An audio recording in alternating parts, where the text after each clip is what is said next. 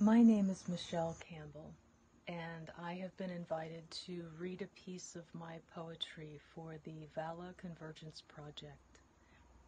I hope you enjoy it. Cicadas serenade the end of another summer.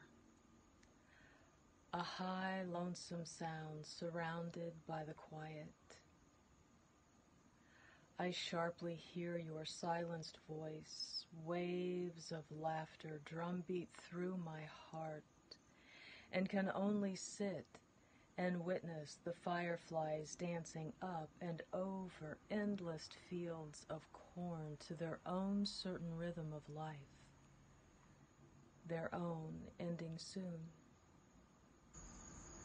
I can only sit and watch the leaves fall to snow and wait for its deep hush of peace.